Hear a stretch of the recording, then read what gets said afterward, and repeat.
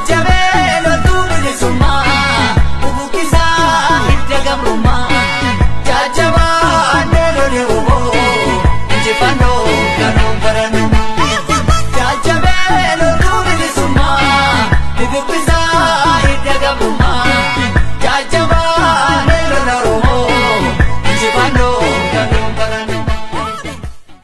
Ashama harka fuunee kabajamoo daawwattoota keenya akkam jirtan baga nagaan jiraattan isiniin jechaadha kuni qophii dooyaa marii qophiin har'aaf qophoon illee sila dhimma addaa ture haala ikonomii Itoophiyaadha maal isiin fakkaatti gaagama akkam keessa bu'aa jirti dhaaboleen addunyaadhaa dhimma faayinaansiidha warreen liqii kannan Itoophiyaa akkamitti ilaalaa jiran waan jawirratti qophoon ture haa ta'u garuu galgala kana haalli waan biyya keessatti deemaa jiru hatattamaa waan dhufeef jecha sanirratti mari'achuun dirqama ta'ee jira. Egaa Dr. Hundaasaa baga nagaan dhufte siin jechaadha. Har'aan tanaa waa lama dhageessaa jirra. Kunis gara biraatiin jaarmoleen Oromoodha. Adeemsa deemaa jiru kana luucceessuudhaaf waliigaltii godhatanii waliigaltiin kunillee akka itti fufamuu fi jaarmoleen Oromoodha kan dhaabbiitti wal fakkaataa qaban bifa itti tokkooman irratti haasawaa jiru. Gara biraatiin guyyuma kaleessaa kan akka dhageenyutti duulli guddaan gara dhiha Oromiyaatti banamuusaa dhageenye. Waraanni guddaan karaa Gojjaamiin lafa Amaaraa keessaa ka'ee akka gabbu'ee fi dubbee isaatiinis gama Suudaaniin qaxxaamuranii seenuudhaaf waraanni humna meeshaa gurguddootiin deeggarame Iluu Abbaa Booraa gama duubaatiin akka jiru dhagahamaa jira. Mee waan kanarratti gama keetiin wanni dhageessi kan beektu jira. Galatoo misayyo dursa dubbee egaa akkuma beektu kanaan dura dedeebifnee haasofne irraa poolisiin biyya warra biyya bulchaa jiru warra Haayila Sillaasee fa'aa ittiin yookiin dargii irraa Itoophiyaa irratti jechuudha ilaalchi isaanii adda miti.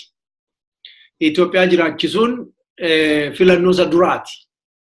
Filannoon inni booda nagaa dinagdee maaloo sana. Akkuma beektu immoo ammuma innaa hunda isaanii Itoophiyaa jiraachisuu irratti xiyyeeffatanitti ajjechaa namaa yaadatta Eertiraa irratti maal akka ta'e Afebeet irratti namni meeqa akka dhume taankiin meeqa akka gubate Ogaadeniyaa irrattis kanuma naannoo Oromiyaa gara lixaatti gara kibba keessaa immoo bahatti nama baay'ee dhume idduma dargii jalattis waggaa 17 jiraanni argine irraa wal faanaa'u dhiiga jigaa ture jechaadha. Finfinneetti iddoo hundatti reenfa baay'een argine nama mana barumsaa deemu. Durba dhiira ajjeesanii Piyaasaa Markaatoo kan kun hunduu Itoophiyaadhaaf Itoophiyaan dinnati. Innaati Itoophiyaa. Amma jarri keenya kunis egaa Itoophiyaa suusnaati ennaa jedhan taphachaan turre. Namni inni kaani siyaasaaf taaktikii fi jedha malee riili Itoophiyaa sanaaf hin duunaa suusii keenya sana keessa bahuu hin dandeenyu jedhanii nutti himaa turan. Egaa namni ciniinnatee kutatee bakkee sana ga'ee har'a maaltu dhufeetu duubatti deebi'ee jira miti mirga sabaa fi sablammoota biyya sana keessa jiru eega jennee irraa eegna.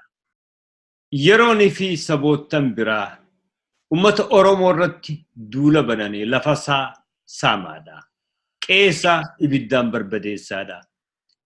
Ilmaan isaatii fi maatii isaa mara qeetii fi mana isaarraa buqqisaadha.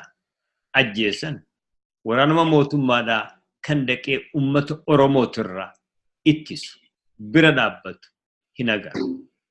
And then yeroonii fi poolisiin Oromiyaadhaa maayyitti xiyyitii 20-30 hamma qabduun ummata kanarraa ittisuudhaaf ajjeefamtu.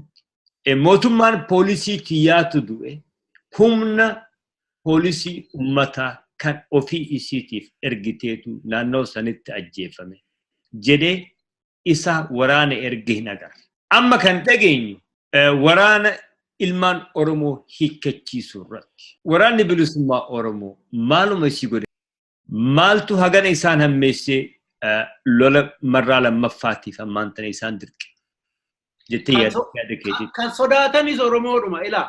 Namni yeroo baay'ee hin dogoggora. Oromoon naa jennu biyyi isaan Itoophiyaadha jedhanii dubbatanii lafuma Oromoo kana. Meeddoo kamii silaa Itoophiyaadha Tigray yaadatta dargini xamane maisaru ሰዎች ማሉ ጎዲ አበዱ ጀዴ ሚሊታሪ ሳኬሳን ባፍኔ ዶኩም ዱበቹዳፊ ኢኮኖሚ ቢያ ያም ኢምፓየር ኢትዮጵያ ጀዳን ከኑ ቱቤ ጅሩ ለፈከን አቱን ቤክተሜናትሚ ኦጋዴኒሞ አፋሪሞ ትግራይሞ ኦኪንሞ ሪጅኒ አማማራ ጀዳሙ ከነሞ ከን ላኪ ቶኮን ሳኒው ሚቲ ኦሮሚያኑ መከን yo aka diamond mani warqiyo keessa baasan bishaan kan electric irraa raabaw kan qotisni raabaw kolloon irratti horan kan dhadhaan irraa dhuf lafuma san kanaafi naannee dinagdee sana qabachuun Itoophiyaa qabachuu jechuun Oromiyaa qabachuu jechuun so jeequmsi Tigray keessatti yoo uumame amma rakkoon fidu maal wanti isaan sirraa dhoowwan wanna achi dhufu maal fa'i finfinneetti dhufee laga saatu dhufamoo midhaan saatu achi dhufamoo nuugii dhufamoo injiru wanti achi dhufu tokko xaafiin hin dhufu boqqolloon hin dhufu yookiin qamadiin achi hin dhufu kanaafi Itoophiyaan jedhan kuni dinagdeen biyya empire Itoophiyaa ittiin qabsiisanii liqeeffatan addunyaarraa liqeeffatan wanni dhuma san Itoophiyaa jechuun Oromiyaa jechuudha kanaaf namni humna qabachuun irra jiru Itoophiyaa qabachuutu irra maal Oromiyaa qabachuutu irra jira ani Itoophiyaa da jechuudhaaf Oromiyaa qabachuutu irra jira amma rakkoon saani maalinni Tigray already independent ira qobaasa of jiraachisaa jira duris taanaan durumayyuu westin maaliif iyyuu warra bashaa kana qarqaraa ture har'a miti bare innuma dargii sennaa Haile Sillaasee sennaa Minilikis Oromoo qarqaruu didee jira sana maa qarqaraa ture Oromoon dhaqee yoo humna ta'e tokkoffaa amantee keenyan fudhatu waan jedhan wayii qabu majoritiin baay'inni Oromoo Islaama jedhaniitu yaadu impaaresan Oromoon jaalala lapheerraan jaalatu jedhu kiristaanitii wajjin walitti kanaaf Oromoon akka aangootti ba'u hin barbaadan yeroof Abiyyii fi Lammaa fuudhanii akka isaan aangoo irratti ol ba'an kan godhan jaruma warruma Ameerikaati garuu assaayimentiin guyyaa guyyaadhaan embasiin Itoophiyaatti kennu maa inni biyya kana tasgabbeessaa ta'uu baannaan achi ari'amtu jedhu ari'amuu qofa miti be mana seenuu danda'u amma dadeen gaddaa Naqamteetti egaa Lammaatu biyya bulchaa Naqamteetti nama meeqa ajjeesan torban kana keessa jechaa nama meeqa ajjeesan nama meeqa madeessan 12 madaa'e 2 lubbuun du'e isa Gujii Booranaa isa Bahaadhiis wagguma lamaan kana keessatti namni 1000 meeqa du'e kanaaf jarri kun pirezidantiin wanniidha Lammaadha sarkatti du'e jechaadha namni kun kanaaf kanaan sodaachisu obboleessa koo kan biraa wannan sitti dabaluu barbaadu kaleessa yaa'ii ture jaarmaa Oromoo 14 wal ga'ee nagaa buufneetu komishinii tokko uumnee waliin hojjennaa kan jedhu tokkoyyuu dhageenye gurma keenyaan dhageenye ani dhugaa dubbachuuf achi taa'ee ennaan as taa'ee ilaalu namanne akkuma ani namanne guyyaa ennuma achi taa'ee dubbatu nama 20 Tigraay irraa iddoo Badimmee irraa kaan sanarraa fidanii karaa Gojjam keessa dabarsanii lixa Oromiyaa galchanii gartokkee fuudhanii Gujii baha Gujii geessanii amma immoo gara baha Oromiyaa sin geessu kaaba wannis immoo geessu jechaadha Booranas geessaa jiru hidhama ani kan nagaddisiisu gantummaa jaraa yeroo nama ganuu isaanii miti nama sobuu isaanii miti kun waggaa 27 keessatti yeroo 100 nama gananii enna namni ajjeefamu tokko afaan isaanii keessa namni keenya du'e jedhanii even ennaanuma wanniin faa jiran eenyu namichi Oromiyaa bulchaa kan ture sun lammaan faasachum turanii waa tokko dubbachuu isaanii dhaga'een beekan namni du'e waan jedhan afaan isaanii keessa in fact tiraakteriin gubatee qabeenyi namaa gubatee jedhanii abbaan duulaa fannaa dhagaa turre jecha ani beeksini ba abbaan duulaa naaboo argiteetta nama koomediyaanii tokko gara naannoo Agar Fiqirii kanatti hojjechaa kan ture Absaaluu eenyu kan jedhan gaafa jaarsi sun du'e abbaa duulaa boo'u arge hin boo'u at least boo'ullee baate akka nama boo'u sobeetu ija taxaragachaa ture diraamaa jarri sun taphatan garuu onneen isaanii Oromoodhaaf hamaadha jibba qabu akka sareen amma sareen oduu it's not a news oduu miti inaman gaddisiisu handaanqoo yoo qalatte fakkeenyaaf handaanqoon qalamte jettee ati gadi baateen dubbattu maaliif lubbuun daanqoo already barreerra ajjeesne nyaachuu kanaaf nagaddisiisan kan nagaddisiisu nama isaan amanu nagaddisiisa amma nama tokkotu duratti nama nan beekutu Facebook irratti barreesse Lammaani nama guddaan se'ee maaloo ta'e attamitti guyyaa tokko keessatti shanjaa garagalaa jedha. Waggaa 27 eessa turte jedheen deebisee barreessee fanni. Wagguma 27 ati eessaa gad buute hin beektu turte opiidiyoon maal akka taate akkamitti qaxxaamuraan dhufanii akka aangoo bocancarsan. Akka namummaattii fi oromummaatti mee haayaan. Harargee haqanii jiran jechuun ni dandeessa. Namni Harargee keessatti dhumu kanii abdiilee fi liyyu poolisiin Somaaleedhaa akka feetetti ajjeeftu gurraalee rakkina isaaniitiin. Lakkaawwamu. Agarree jirra. Nama kan amma dhihoo tana addunyaa gargaarsa gaafatan dhukkubni koleeraatiif hunda kaampii seenee ifii keenyaa nyaachisuu dadhabne jedhan guyyaa tokko namni dhaqee ilaalee hin jiru. Miidiyaarallee kaayuu hin fedhani. Nama gara san deemullee hin dhorkan. Lolli kun bara 3-4 Oromoo bahaarratti deemaa as ga'e. Walgahii reefu jette san irratti Oromoonni kanneen hidhaa turanii fi kan Oromoof qabsaa'an jedhan. Kan ilmaan Oromoodhaa miliyoona ol buqqa'ee akkasitti ajjeefamaa jiru. Magaalaan guddittiin baha Oromiyaadhaa Direedawaan fudhatamaa otoo jirtu otoo arkanii har'a rakkinni biyya keessa jiru akka waraana bilisummaa Oromootii fi biyya galuu adda bilisummaa Oromootii wal qabsiisanii innaa dhiheessan. Xiqqoo nan gadde.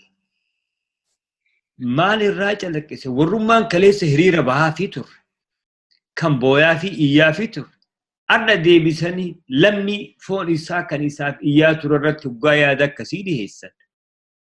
Oromummaan teenya eessa deemte? Laali Oromummaan, namummaan, waaqa sodaachuun, safuun siyaasa keessa hin jiru.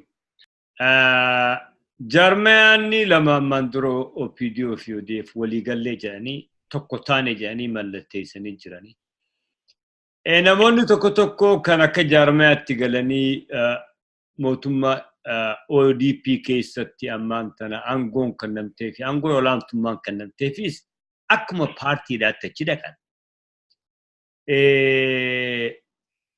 Tarii akkuma dhuunfaatti waamamoo moo isaanis paartii ta'aniitu tokkummaan isaanii eessa dheedha?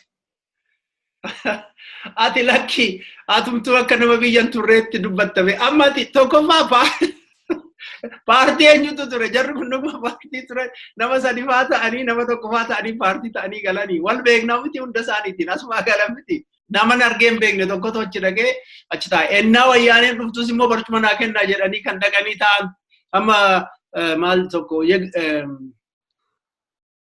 Salaamaawii Onag barcuma tokko nama kennaniif nama lamatu dhaqa.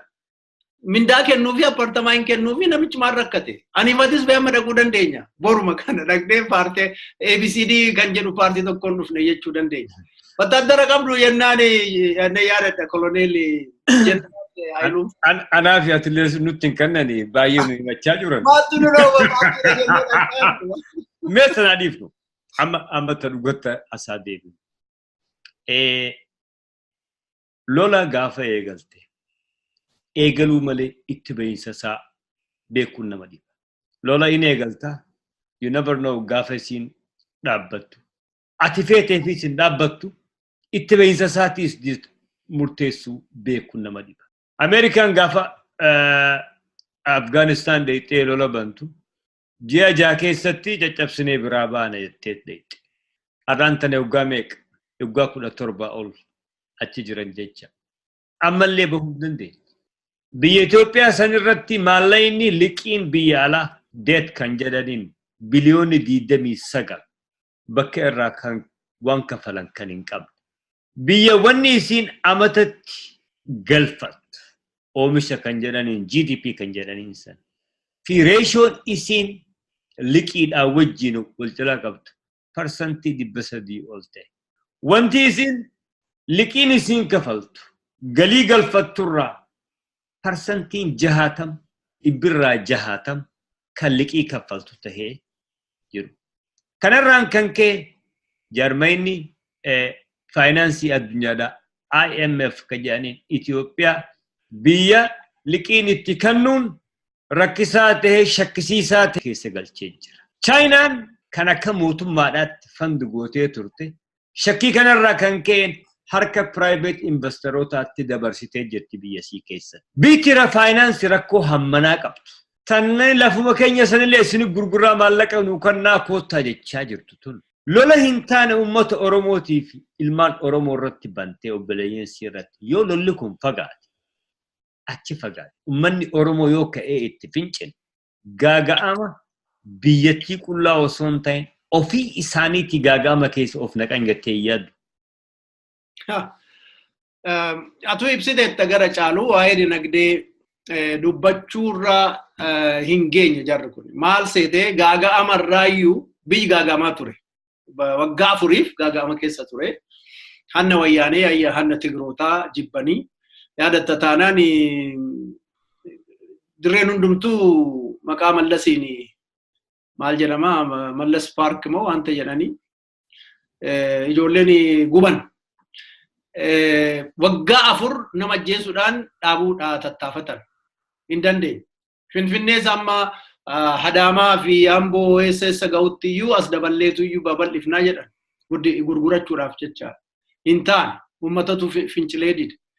Amma gaaga'ama sana keessaa as cehanii inni kunis gaaga'amuma yeroodhaaf waan qabbanaa'e fakkaata malee gaaga'amuma. Gaaga'amni garuu inni naannaan inni lammaffaa kuni isa duraa caaluu danda'a. Maaliif caaluu danda'a jetta? Tokkoffaa eenyu akka ta'e amma sirriitti adda bahee argamee jira. Amaarris inni tokkummaa jettee iyyaa turte hammam akka Oromoo jibbitu diinummaa afaan baaste dubbachuu kan jalqabde waggaa 6-7 kana keessatti. Keessaa hojii arfan kana. Kanaaf Oromoon hin argaa hin dhagaa garuu ollaa keenyaa fi lafa keenyarra jiraatti hammeenyi ka'ee lolli gaafa ka'e kan dura gaaga'amu isaani. Nama lafa keenyarra jirutu gaaga'ama. Gara sanyii fi gara gosaatti naannaa dubbiin iyyuu.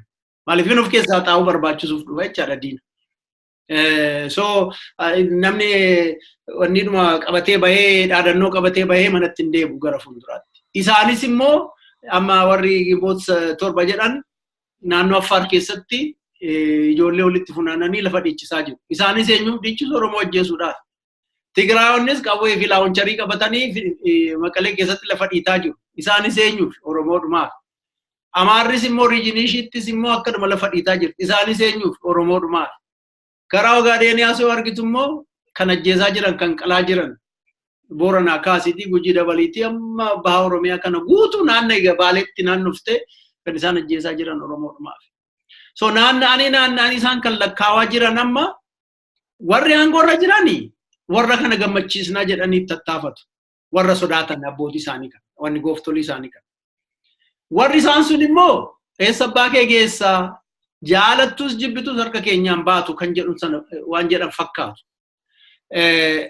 Gowwummaan ijoollee kanaa garuu amma keessaa kan lammaafaa immoo akkuma jettee Oromoodhaan loluuf deemu. Already kaleessumayyuu guyyaa tokko keessatti soba garagalee argitaa jechaadha. So gaafa isaan dhaqanii Oromoodhaan lolan gaafa isaan Oromoo ajjeesuu jalqaban akka dheengadda naqamteetti godhan akka isa bahaa moo maal hojii lakkoofnayyuu lakkoofsa darbeera bar. Namnu reporting godhu namnu gabaasu. Iddoo arganitti ajjeesus madirree dhawaa kan isu amma ji'a guuteera dirree dhawaatti namni meeqa kan godhu. Omaa miti beesaaniif. Kanaaf amma namni abdii kutatee jira. Wanta abdii kutachiisu immoo soba jara kanaati. So akkuma tu jette ji'a tokko keessatti yookiin ji'a 6 keessatti yookiin waggaa tokko keessatti to'atanii naannoo bal'aa kana hunda to'atanii cafaqanii afaan qabsiisanii jiraachisuudhaaf hin deeman. Amma isaan maal godhan isa duratti magaala keessa oofan kanayyuu dhiisaniitu amma gadi harcaasuu jalqaban bosona keessatti jechaadha. Akka wannitti akka shiftaatti loluudhaaf. Sana immoo wayyaaneenis yaalteetti. Uffata poolisii Oromiyaa uffattee nama ajjeesaa jirti. So yoo amma meddee ishii abdiin kan jiru akkan dogoggoruun hawwaani dogoggoruudhuman hawwaa abdiin kan jiru kan hin hawwu Yoo armiin isaan gees olii gaddeemsisan kun akka kaleessa lamaan dubbachaa ture sana wayyaaneetu iyyuu nama qaxaree biyya keessa deemee jeeqaa jiraatii isaan rukunna jedhanii dhuguma kan isaan adamsan wayyaanee ta'e gaarii. Argitee Oromiyaa keessa wayyaaneen maal gooti dhugumatti irra jira Oromoonis Abawoonis Waboonis irratti birmatee biyya keenya baasuutu irra jira dhuguma yoo sun kan ta'e. Garuu deemanii Oromoo adamsu taanaan Waboo adamsu waraana bilisummaa Oromoo adamsu taanaan dubbiin akka Vietnam ta'a. Vietnam xinnoo sana Ameerikaan dadhabdee dhiifte miti. Taliban ennaa sana qamisii uffatti warra baareedaa kun maaloo jedhan ammarraatti jara kana qaanessite Ameerikaa qofa miti beeki. Hin beekta tuuti. Addunyaa guutuutti ittiin lolaa ture. Itoophiyaan armee ergiteetti. Namni hin ergine addunyaan hin ergine hin jiru. Ingilizii, Faransaay, Maaloo, Austraaliyaa, Israa'el, Austraaliyaa, Kanaadaa. Kanaan lolaa jiru. So qawwee guddina miti dubbiin kutannoodha, fedhiidha. Bilisummaa barbaacha. Namummaa nan qaba jechuudha. Kanaaf amma ammaatti yeroo meeqa erganii sayyoo yeroo meeqa deebisanii ergan eessa ga'e lixa Oromiyaa irratti maal ta'e yaadattamitti ji'a sadan arfan kana lamaan kana keessatti immoo anni. So dhugaa dubbachuuf kaleessa innaa lamaan dubbatu waan inni beekta. Waan bal'aadha iyyuu sagantaa lafa keewwannee hin hojjennannaa jennu ibidda suma asitti qabatu dhaamsu borus ibidda asitti qabatu dhaamsu irratti yeroon keenya gubataa jedhe dhugaadha. Dhugaadha. Maaliif seete karoora baaftee sagantaadhaan biyya sana deemsisuun hin danda'amne. Buraayyuutti wanti tokko naa dhalate osoo isaanitti yaadin dhalate wanti sun. OLF ennaa galuu nama kitila 5 yookiin 10 baa jedhanii yaal sunis ibidda. As garagalaniis immoo amma hiriiratti bahe. Hiriira isa dheengaddaa bahe kan amma isaanii dhaamsuutu irra jira. Sunis na innaasisa. So waan isaan yaanne jira miti itti yaanne ibidduma naannoo isaanitti isaan naasisu. Bormoo Finfinnee keessatti obayoo. Innis waan haaraadha. Isa dhaamsuudhaan. Kanaaf isa karoora baasanii biyyatti as gabbaa'ee amanamanii namni isaan amanee jarri kun nama keenya jedhee mararfatee akka ija isaatti ilaalee wajjin deemu sun hin jiru. Efa addi bilisummaa Oromoo biyya san seene Gimbootii fi Amaaraa fi isaati miidiyaan isaanii akkuma jirutti maraatanii farra Oromoo diina Oromoo ta'an. Yeroo takkatti garagalanii ilmaan keenya kan dhaqanii akka keessummaatti abbootii isaanii alaa galfatan. Guyyaa Jaarmeenii seenerraa eegalanii inuma qorrifatan. Duula eegalan. Kan eegalan dura sooshaal miidiyaatti eegalan. Waraanni bilisummaa Oromoodhaa kun humnaanii mootummaa san cabsa jeense. Loluudhaafis lafaa ka'e qawwee hin dhoohin. Ammoo wanni takkittiin isaan jedhan alagaa hidhattee uummata keenya irra duulaa jirtu tana ofirraa ittifnaa yoo hayyamanuu kannaa. Yoo dadhabdan yoo dandeessan dhoorka. Yoo ammoo nu gargaarsa nu gaafattanis isin gargaarra. Nut gara bahaattis gara lixaattis mootummaa isin gargaaruudhaaf qophiidha. Kana hunda dhiheessaniif. Nu isin dha'uudhaaf miti. Oromoo dha'uudhaaf miti. Oromoon diinaa marfamtee jirti itti aggaammatamtee jirti. Arraan tana Harargee keessatti waraana biraa irra leenjisaa jira. Kan jiru alatti. Affaar keessatti leenjii eegalanii jiran. Oromoo Wallootii fi Oromoo Baharratti duula baduuf. Kan Benishaangul kan agarre. Yeroo xiqqoo booda naaqa biikiyyoo haalli jijjiiramuu baate Gaambeellaa keessaanis ka'uuf jiraata. Kan Benishaangul maaliif yoggaa 4 dura dubbannee turre. Akka Benishaangul keessaa lolli Oromoo irratti banamuuf jiraatu yoggaa 2015 dubbannee turre. Viidiyoon san YouTube irra jirti dhaqanii ilaaluu danda'an kan ammaan dura dabarsine. Ammas kun hundi nurratti aggaammatamee jira jedhaniiti haga Oromoon tasgabboitu hin hiikan. Gaafa Oromoon tasgabboitti nagayni Oromoodha. Oromoon buqqa'uudhaaf ajjeechaa fi duutiirraa dhaabbatte jedhanii. Haga silaa beekanii jirru kun deeggarsa isaaniiti. Ilmaan Oromooti. Qawwee isaanitti qabne.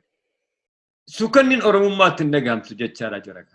Ilaa wanti lama really sammuu namaa keessa akka seenuun barbaada. Namni nu dhaggeeffatus akka sirriitti itti yaadu. Sakanduma tokko fudhatee akka itti yaadu kan hin barbaadu. Ilmoonumti nama naannoodhuma addunyaa kanatti hin wal waraana miti. Waraana, let's say, warra dhaqee Israa'el qabatee Yesuusiif afannise yoo argitu.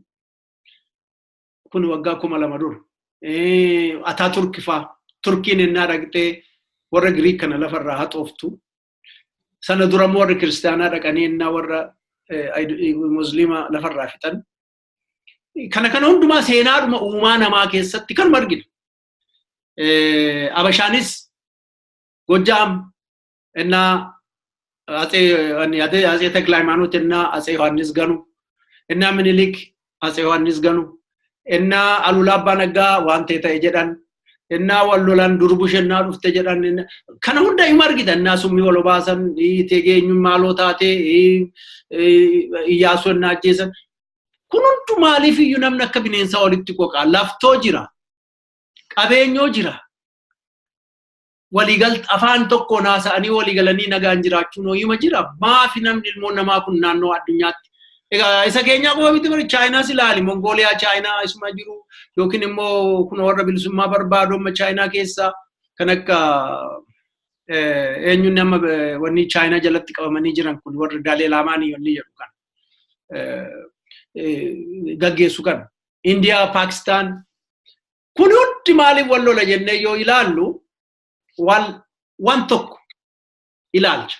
Deebi'anii immoo saree ta'anii Naapooleonitti guddaadha addunyaa sochoose kun deebi'ee saree ta'ee boolla keessatti akkuma Sadaam Huseen kana akkuma Gaddaafii kana kan hunda teesseetuma naadhuma dhaggeeffattu dubbistu seenaa namaa kana maaliif iyyuu hin beekne kun kanatu natti dhufa maaf hin jenne namni innaa jettu hin yaaddatu namni maaliif see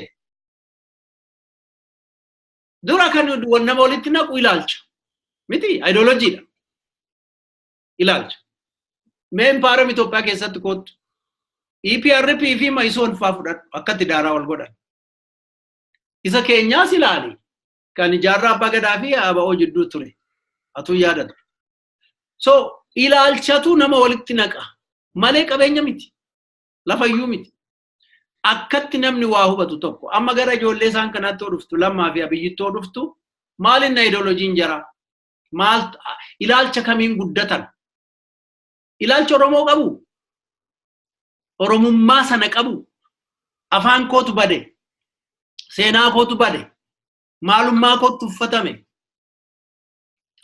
Oromummaa koo salphatame nan arrafame sanyii kootu qaaneffate lammii kootu mataan gadi cabe kunitti dhagaamaa dhugum otootti dhagaame maaliif iyyuu Tigree biyya Tigraay baatee dhuftee Oromiyaa keessa galte jala galan duruma gaafuma dura otoo kunitti dhagaame maaliif dhaqanii diina jala galanii Tigree qarqaranii waggaa 27 Oromoo ajjeesisaa turan ilaalchi isaanii sun Itoophiyaan isaaniif suusiidha jiraachuu qabdi gooftaan isaanii abbaa feeyyuu haa ta'u hin ergamu ani ofiin boonuun sun hin jiru saba ofiitiin boonuun hin jiru quuqamuun hin jiru borunan dulloomee du'aa yookiin immoo dhibameen du'aan sun yaaduun hin jiru waan isaan argamaa inni aangoodha aangittii siisan argiteetta amma warre kantiibaa jedhaman kana garaan isaanii amma garga'u dandanii socho'an bar siltaanni xinnoon isaan qaban sun aangoon xinnoon isaan buraayyuu namichi buraayyuu sun amma meerii buraayyuu jedhan kantiibaa buraayyuu jedhan achi taa'u sun akka booyyoo ofitti naqee borqaqee furdachuusaa sana arga malee Tigreen eenyummaa koo salphifte biyya kootu fudhatame biyya Oromiyaa jedhan tokkoon qaba daangaan isaa kun oddoo akkanaati hin jiru sammuusa keessa qoonqoo sana jira ilaalcha immoo abbaan haadha koo fuudhee hundumtuu abbaa kooti kanaafi warri aangoo irratti ol ba'an warri gamne akka Mallas Zeenaawwii faa ta'an maal barbaadu namooti akkanatti garaadhaan buluudhaa deeman gadi jedhe yoo jedhan guyyaa hunda gadi jedhanii gugguufan waggaa 27 gateettitti baatanii warra deeman isaantu iyyuu jira kanaaf ilaalcha sana amma isaan si sodaatu akka qoraattiitti kan si gaddisiisu waggaa 27 sana keessatti namni waan Oromoo dubbate nama ni muka udaan tuqe ta'ee xirreeffatamaa nama uummata jibbe. Har'a moonyutu garagalee gale. Har'a immoo warruma gaaf tokko si ganan, gaaf tokko si ta'an, boru ganaman isitti kolfan, boru garra si arrabsan yookiin si hamatan isaantu galee kun abbaa biyyaa immoo ta'e immoo manni kennameefi, horiin kennameefi, fuullee tarree galanii ta'anii televiizyinatti arginar. Hayya. Mee ammaan tana kan walgahii sanirraa wanni agalle takka yoo jiraatte. Akka jirutti abaa irratti kan duulan fakkaatti. Almost marti isaanii. Wantummaan jaarmotiin siyaasaatii fi namoonni siyaasaa jaarmaa kan akkatti irra xiyyeeffataniif abaa jedhamu kana maaliif? Sammaatu beekta. Hundeen gaafii Oromoo maal jedha gaafii numta abaa'oon kaasu. Oromoo uummata Oromoo hireesaa akka ofiisaatii murteeffatu gochuudha jedha. Miti maal jechuudha sun bar? Ani Itoophiyaa ta'uu nan barbaadamoo ta'uu hin barbaadu kan jedhu sana mirga sana argachuuf deemacha. So kaayyoon numti adda bilisummaa Oromoo sun genuinely maal jedha gaafii akka kunoo uummanni Jarman kaasu nuti Jarmani proud German I'm British ani sanyii jira miti aadaan qaba sanyiin qaba naannoon qaba gosaan qaba seenaan qaba kana jedha jechaadha wanti adda bilisummaa Oromoo kun.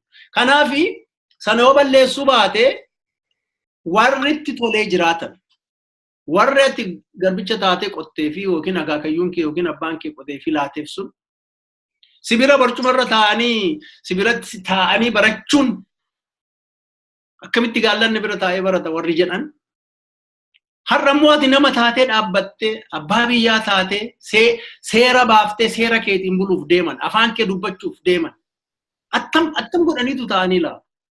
Kanaaf OPDO keessa sanyiin Oromoo meeqatu jira jennee to'annaa lakkoofne harki 90 Oromoo miti garuu afaan Oromoo dubbatu. Warri alaa galtee kunis nan beeka. Kanaadaa irraa warra galanis nan beeka. Maal qubaan lakkaa'amu nama 50 darbanii bara. Tokko nan sanyii isaanii beeka. Baale irraa dhaqanii, Jimma irraa dhufanii, Wallagga irraa dhufanii tokkoon beekna jara sana. Hagaarraa addunyaa tanarratti wanni agarre takka yoo jiraate dhugaan indokatti malee, hin qallatti malee, hin cittu. Indokatti malee hin awwaalamtu inuma baati guyyaa tokko. Wanni nama gammachiisaa takka yoo jiraatte har'aan tana dhaloota akka kaleessaatti gar tokkuma ofeetti mana osoo hin ta'in dhaloota waa hubatu kan xiinxalee ilaalu kan eenyutu dhugaa dubbataa eenyutu dhara dubbataa addaan beeku kan ammoo obsa qabu kan maltiidhaa fi kijibduu fi malaammaltuudhaas kan guyyaan eeggatu dhaloota akkasii waan qabnuuf jecha baay'een boona baay'een gammada. Reefuun tana tuttee jirta. Namni sabaaf yaadu, ummataaf yaadu, mindaa jala hin goonu. Warreen dilli baratuudhaa kan yuunivarsiitii irraa baheessan, kan barnoota isaa karaa irratti dhiisee deeme, kan abbaan ilmaaf horii qotiyyee qabu gurguree achitti naa baradhu jeeni, lakki qabsoo saba kiyyaatiif jee achirraa bahe, kan baqarratti dhume, kan xiyyitii wayyaaneetiin dhume, kan mana hidhaa mana wayyaaneetti dhume, kan qaamni irrate hundi akka gajjedhee gooftaa kiyya jedhee buluu dadhabeetii miti. Hundinuma jiraata. Kan bara 30-40 osoo barnoota akka isaanii qabu, barnoota isaanii ol qaban gaafa isaan baratan san barnoonni sadarkaa cimaa kan ture. San otuu qabanii bosonatti darbanii yoggaa 30 kan san mindaa malee dabarsan Oromoof jedhaniiti. Har'a namni Oromoodhaa kuni hubata. Ni arga. Warra of kanne qabsoodhaa fi Oromoof je'eef kannee fi kan tasa mindaa keessa arraan tan Oromaa tolchee addaa waan beekuuf jecha agarsiisee jira. Wanti hin darbine ammatti hin darba jetteetta miti. Wanti yeroo baay'ee hin darbine joonjiidha. Joonjii jechuun confusion isa jennu kana. Namni waan darbe tokko deebee keessa deebee xiinxalee kun yoo akkas ta'e akkamitti kun ta'a jedhee gaafatu baay'ee miti. Dirra utaala. Ishuma ammaa kana dubbata baay'een yookiin kan boruu kana haasa'a malee amma fakkeenyaaf duubatti deebitee wanni piraamidiin warri Kush Egypt irratti ijaaran yoo xiqqaate waggaa 5,607 ta'a. Seenaan Addaamii fi Hewaan immoo 2,000 ta'a. Attamitti walitti dhufa jedhee namni gaafatu baay'ee miti. Yookiin immoo Nooh bishaan ennaa ce'uu guyyaa 40 roobee akkas ta'e ennaa jedhan isuma fudhatee deema malee hunduu namni hunduu dhumee Nooh faranjii ta'ee haafee gurraachi kun eessaa dhufnee uumamnee jedhee deebisee yaadu argite. Seenaa sana tokkichatti itti darbattee isuma fudhatee qajeela. Naareeshuma sana odeessachaa. Keessa garagaleen dubbisu. It's really funny wanni maarkisiistootas ilaali. Sooressi dhiiga kee xuuxaa bahee explosive gochaa ture kan jedhan sana ilaala maree garagalee wait hojjetee argatee laata namichi sun jedhee duubatti garagalee yaaduun rakkisa. Emotionii namaa irratti ati waa tokkotti darbannaan isuma fudhatee qajeela ilmoon nama. So kan nama sobaa fi cubbuudhaan bukaa'e kan aangorra tursiisu qalbiin namaa waan darbe deemee xiinxaluu dhiisuu isaatii isarratti kapitaalaayiz godhu. Wanti gaariin garuu gaariidhallee jechuun hin danda'amu. Amma haala biyya keenyaa qabatamaa yoo ilaaltu namni hojjaan qabu baay'een. Xiqqaate dargaggeessi harki 90 hojjaan qabu. Isaa gubboo nyaatee fufurdatee deemu kana hin argu. Eessaa fidee mindaansaa hoo $100 iyyuu hin ga'u ji'aatti birrii 2,000 fa'i. 3,000 fa'i. Attamitti iyyuu kiraa manaa kanfalee, kan ibsaa kanfalee, kan bishaanii kanfalee, daa'ima isaa mana barumsa gaariitti ergee namichi kun makiina gaarii oofee akkamitti bashannanee jiraata kan jedhu ollaanuun arga. Akka durii namni immoo sodaatu, akka durii xiyyiintiin sodaatu. Wanni jedheera, nuffeera namni biraa du'ee baay'een irraa ajjeefameera. Namni akka durii sobamee yookiin qawwee sodaatee jara kana callisee laafa. Duula 10,000 iyyuu irratti jigsan jechuudha. Warri aangoo irra jiran kunis yeroodhaaf boodigaardiin deemuu danda'u. Garuu waggaa meeqa? Waggaa 2, 3, 4, 5 sana booda sadaka. Biyyaa badu akkuma warra Tigree kan. Moo iddootti galanii immoo qawwee qabatanii taa'antu jira isaan. Hin jiru. Kanaaf Oromoodhaaf lamaanii gudayyaatti galee taa'amu waradaa sana keessa. Warruma isaa ajjeesaa ture. Kanaaf otoon anisa ta'ee yoo honestly gadi bahee rakkoon kana Oromoo jedhetan itti darbadhee dhiisa. Yoo maaltu isa cinqe? Garuu aangoon kun namatti mi'oofti ani kan inni sodaachaa jiru maal se'u? Jarri kun Tigree caala Oromoo ajjeesuuf deemu. Maal jedhe naan jedhe? Tigree caala Oromoo ajjeesuuf deemu.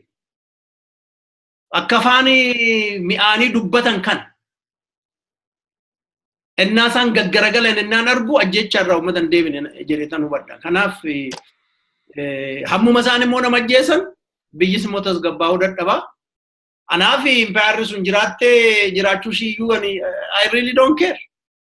Maalin irraa fuudha? Maal naa goote? Maalin irraa argadhe salphina malee? Arrabsoo malee, tuffatamuu malee. Kanaaf akka Oromoottanii hamma lubbuun jirutti boonee jiraachuu, afaan koo dubbadhee jiraachuun barbaada. Oromoonis kanuma barbaada irratti fakkaata.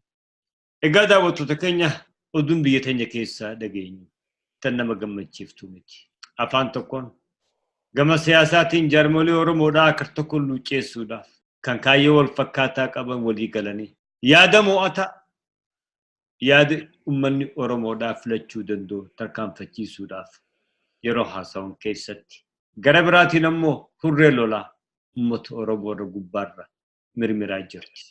Kun gar tokkollee nu ofuuf hin jiraatu. Uummanni Oromoodhaa Itoophiyaa ta'uu hin feenu hin jennu. Itoophiyaa akkam akka taatu barbaada. Kan ofii qabataniitti Oromiyaa irratti duulaa jiran. Oromiyaa keessa qubatanii garaa isiitii fi mar'imaan isiidhaa bocoqanii irraa nyaachaadhaa, irraa ilmachaadhaa akka fedhanitti irra bashannanaa jiran san hanqatteeti hadhaan tana irraa buqqaasaadhaa daangaa irratti bal'ifachaa jiran.